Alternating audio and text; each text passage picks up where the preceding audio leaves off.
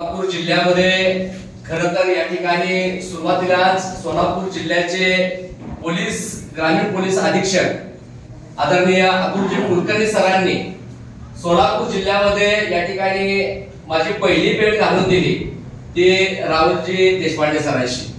आणि मुद्दाच हा होता की गावगाड्यातल्या गावाच्या गावकुसावर राहणारे आणि अनेक वर्ष सातत्याने या ठिकाणी ज्या व्यवस्थेनं ज्यांच्यावरती गुन्हेगारीचा ठपका ठेवलेला आहे अशा गुन्हेगारीच्या या ठिकाणी ठपका ठेवणाऱ्या म्हणजे पारधी समूहातील या ठिकाणी पारधी तांड्यावरती जाऊन त्यांचं प्रबोधन करायचं आहे आणि त्यांना समाजाच्या मुख्य प्रवाहात आणायचं आहे।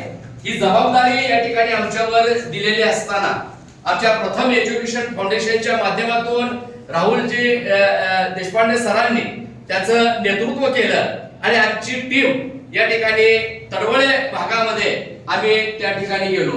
परिस्थिती पाहिल्यानंतर खरंच की या समाजाकडे पाहिल्यानंतर अजून त्या समाजाला मुख्य प्रवाहात आणण्यासाठी आज आपल्यासारख्या माणसांची किती त्यांना गरज आहे हे त्यावेळेला कळलं। आणि खऱ्याच या ठिकाणी अंतःकरणातून पोलीस या ठिकाणी खरं तर हा जनतेचा सेवक असतो आणि अंतःकरणामध्ये या ठिकाणी खऱ्या अर्थाने त्याच्या करुणामय भाव असतो। आयुष्यामध्ये या ठिकाणी सदन रक्षणालय आणि खळ निग्रहणालय म्हटलं जातं, सज्जनांचं रक्षण करून दुर्जनांचं निर्दान करा अशा उक्तीप्रमाणे खरं तर आज आम्हाला तो अनुभव आला आणि त्या तडवळे भागातल्या या ठिकाणी असणाऱ्या पारधी समूहाला आम्ही मुख्य प्रवाहात आणण्याच्या दृष्टिकोनातून त्यांच्यामध्ये या ठिकाणी खरं तर तो बदल व्हावा, त्याच्यात परिवर्तन व्हावं म्हणून केलेलं जे कार्य आहे ते कार्य आयुष्यभर या ठिकाणी आमच्यासारख्या कार्यकर्त्यांच्या या ठिकाणी अंतःकरणामध्ये राहील। आणि अशा परिस्थितीनुसार आम्हाला वाटत नव्हतं की सांगोल्याच्या या ठिकाणी या भूमीमध्ये आज पीआय म्हणून या ठिकाणी आदरणीय राहुलजी देशपांडे सर येतील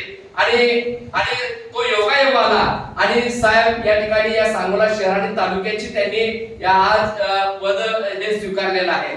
सांगोल्यात सर सांगोल्याची माणसं खरंच सोन्यासारखी आहेत। इथे एक म्हण आहे की सांगोला सोन्याचं, मंगळवेढा या ठिकाणी दाण्याचं आणि पंढरपूर पाण्याचं, अशा पद्धतीने की सांगोला सोन्याचं ह्याच्यासाठी म्हणतात की सांगोल्यातली माणसं खरंच सोन्यासारखी आहेत। आज तुम्हाला इथं आल्यानंतर तुम्हाला हा इथून पुढच्या काळामध्ये हा सगळा तुम्हाला अनुभव येईल आणि आपल्या अनुभवातून या ठिकाणी खरंच कायदा आणि व्यवहाराची जोड घातल्यानंतर आपण कायद्याला प्रमाण मानून या ठिकाणी सांगोल्यातली सोन्यासारखी माणसं या ठिकाणी कायद्याचा सन्मान करतात आणि कायद्याबरोबर या ठिकाणी राहून कायद्याला किती मान देतात हे या ठिकाणी आपल्याला या ठिकाणी समजेल। अशा पद्धतीच्या भूमिकेतून आज सांगोल्यात बरीच चॅलेंजेस आहेत, पण हे चॅलेंजेस स्वीकारून साहेब आपण या ठिकाणी हा सांगोला तालुका निवडलेला आहे।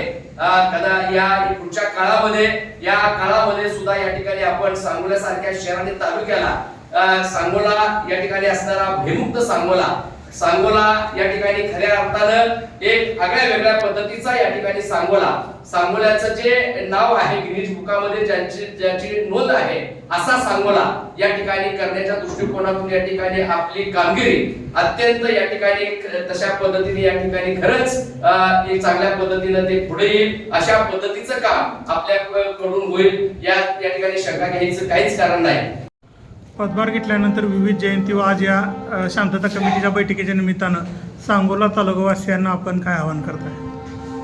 आज आपण लोकशाहीर अण्णाभाऊंच्या जयंतीनिमित्त सांगोला शहरातील विविध संघटना आणि शांतता कमिटीचे जे सदस्य आहेत त्यांची बैठक घेतली आहे।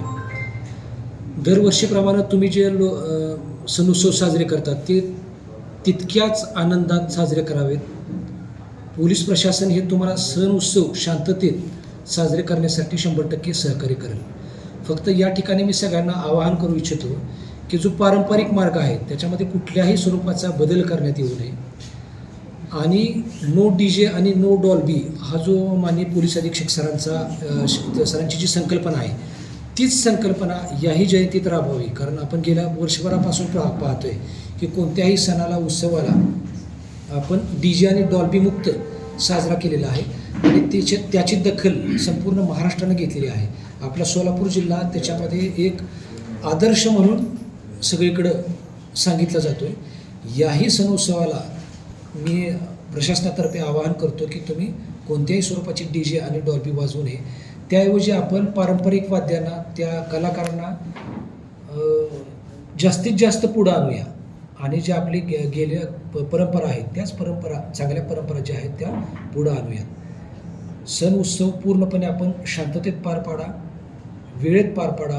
कुठलाही अनुचित प्रकार या निमित्तानं घडता कामा नये. तसं काय घडत असेल, त्याची आगाऊ तुम्हाला जर कल्पना असेल तर 100% पोलीस प्रशासनाला कळवा. प्रशासन तुमच्या 100% पाठीशी आहे. 24 तास तुमच्या सेवेसाठी उपलब्ध आहे.